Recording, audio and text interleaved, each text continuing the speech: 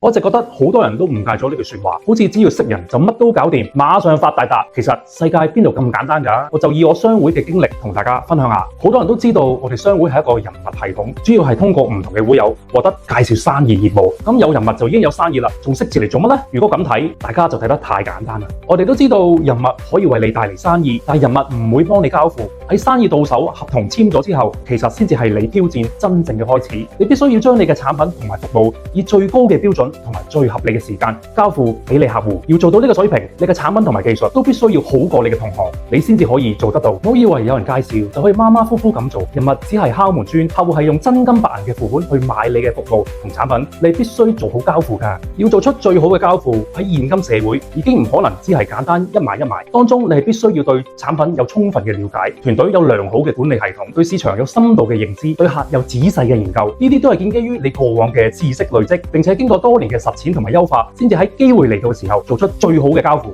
記得客戶得到滿意，你先至會獲得下一次嘅介紹，甚至乎持續介紹嘅機會。否則，一切嘅人脈都會俾你差劣嘅產品同埋服務所趕走。所以知識同埋你嘅執行力係一，人脈係你後面好多個零。只要跟上時代，掌握最新嘅知識，做好最好嘅交付，咁你每次累積嘅人脈，只能夠將你嘅生意不斷槓桿放大。所以唔好再問埋啲傻豬豬問題啦。究竟識人定係識字重要？其實從人類社會開始都係咁重要。與其諗下邊個重要啲，不如花多啲時間將兩樣嘢都做好佢。我係 Anthony Liu，香港 BNI 高級董事顧問，關注我，同你傾下人脈網絡同青年創業。